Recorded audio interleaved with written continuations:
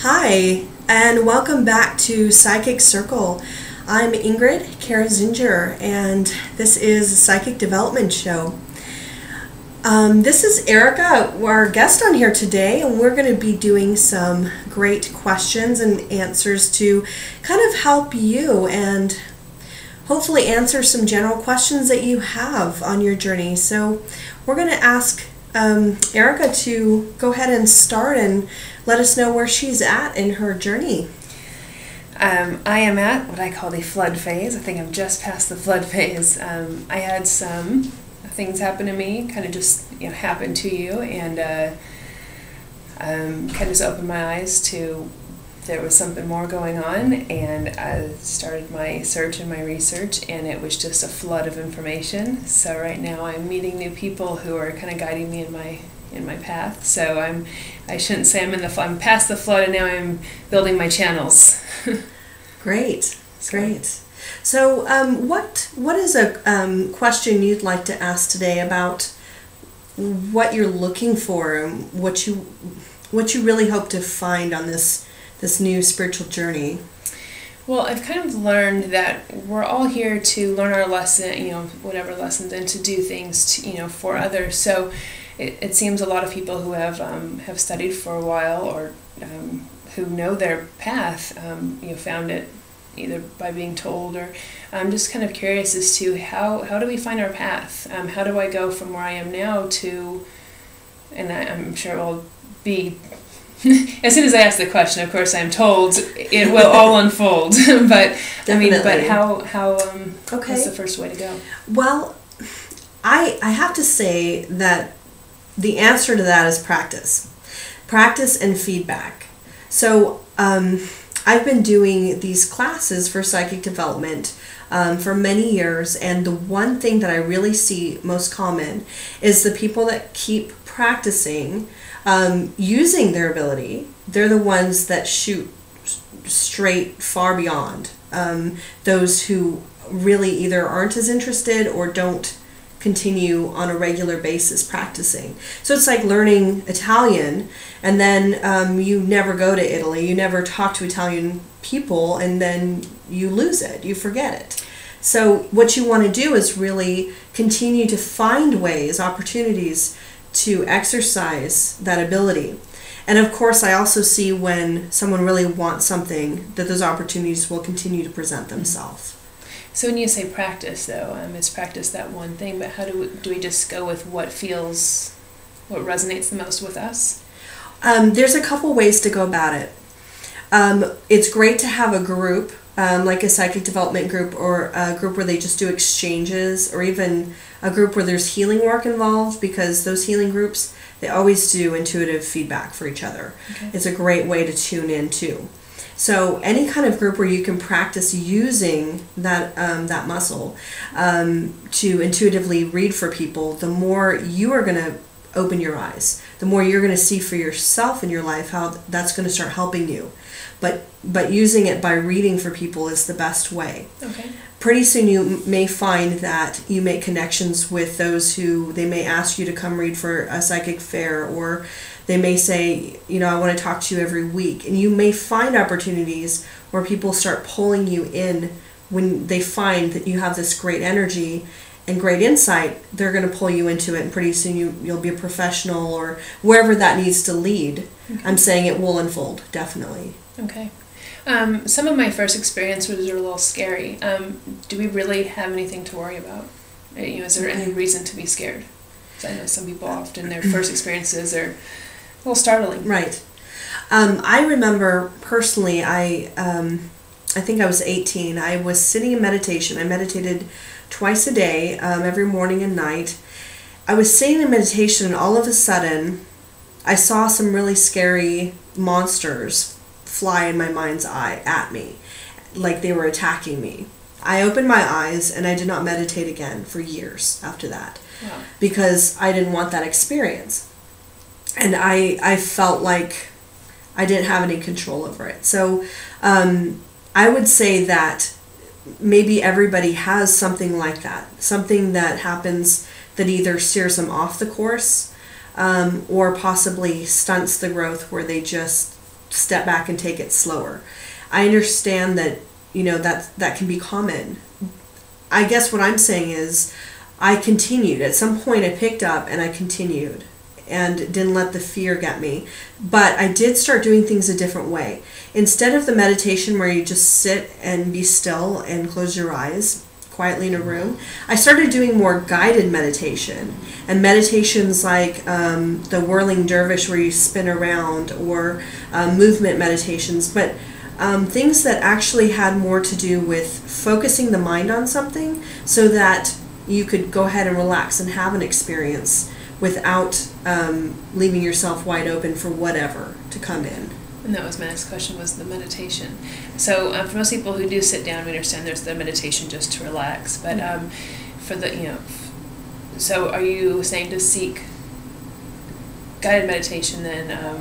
What are some things we should be focusing on? Is it, chakras, third eye openings, or all of it? Is there something that specifically we should be, to develop these? Okay. One of, I do have a CD out. It's a CD that has guided meditations. There's 10 of them on there.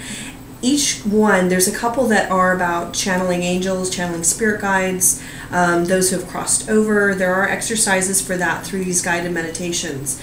There's also one that's called the Life Path Meditation, and it's about imagining yourself walking through a forest.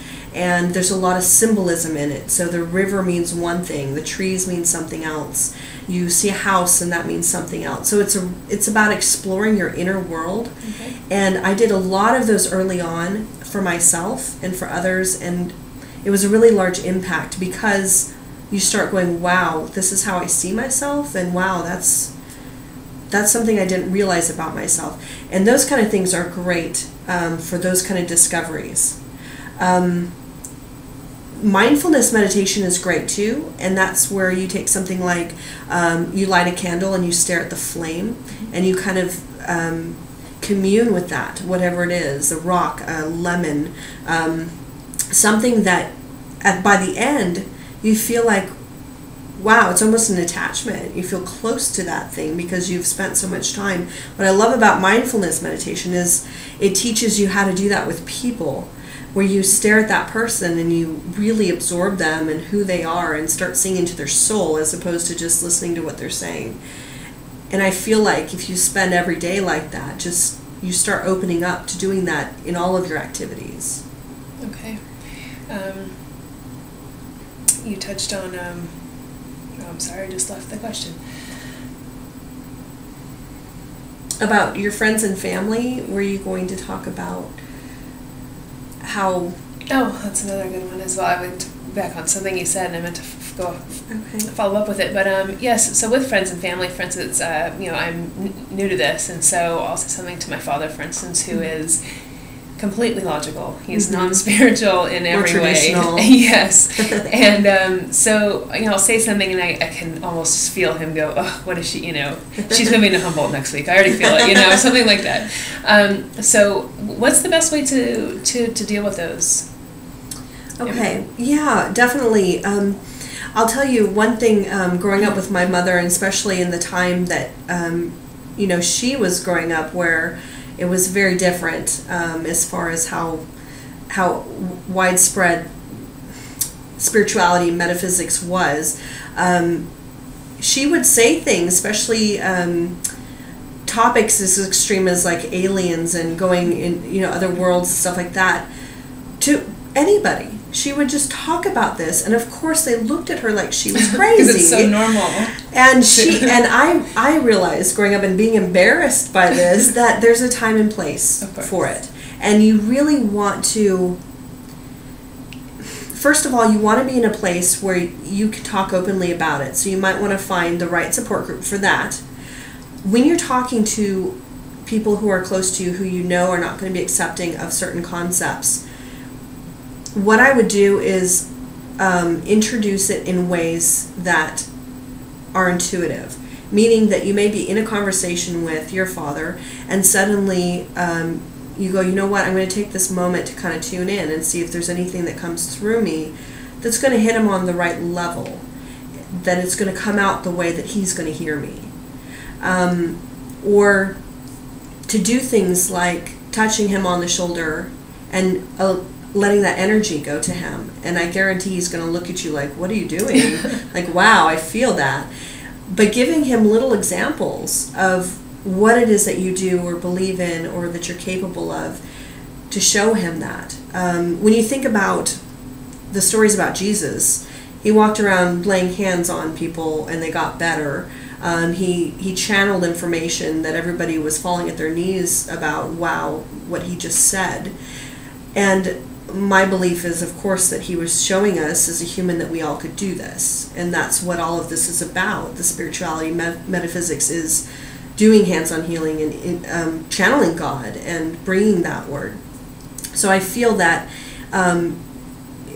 it's something that we all possess, and it's something that we can tune into.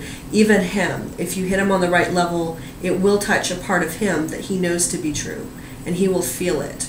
So again, it's really about finding the right way and circumstance, but otherwise I wouldn't bring up anything, especially in an intellectual level, because they're not going to get it. Okay. So being a beginner, I know I'll sit down and, especially in a circle, and others will tell, oh, I felt this, or I can see this, and for someone who is just learning, you know, if I were to touch somebody but if I can't feel it, I don't know if anything happened. What are some ways to maybe, I don't know, increase that, or just to kind of remind myself that it is happening, even though I can't yet feel it, or is it happening even though I can't feel it? And that's practice and feedback. Okay, just like before. And there's so many different ways to find that feedback or to practice. It could be something like laying your hands on a cat or a dog and imagine that energy going, and you can practice as simple as that, or your child. My mom used to do it to me all the time, and I actually get annoyed because I knew she was just doing it whenever, and she wouldn't ask me, but I was like, I don't feel like it right now. But she wanted to practice a lot, and I was there. She couldn't ask very many people. So it's really, even plants, just whatever, but what happens, one reason I love healing is because it goes through you. You are the conduit. So therefore you have this amazing charge and you feel really good. And the more you do it, the more you expand that ability. So the more you practice, you're going to start feeling it more vividly. I feel it in a way that I have things just come into my body and take over and do these amazing healings, and I'm crying, and just like it gets so intense. And then I have someone come to me and go, yeah, I don't believe in any of that stuff. It's like, what? If you were in my shoes just like an hour ago. Yeah. So it's really a matter of just getting there by taking all those opportunities to get there. But it's like you have first grade math level and you're trying to do calculus, or you say, oh, I don't believe in calculus, because you don't know how to do it. So it's a matter of just getting up to, building up to that. Okay. I'm trying to think if there's anything else we were going to cover. I think for beginners, that's about all I have. Okay, great. And I do hope that this was helpful for our audience. I would love your feedback. Again, just email me at readingsbyingrid.com if you have questions that maybe you'd like answered on the show, or if you'd like to speak with me about your personal journey. Thank you again, and have a wonderful rest of your day.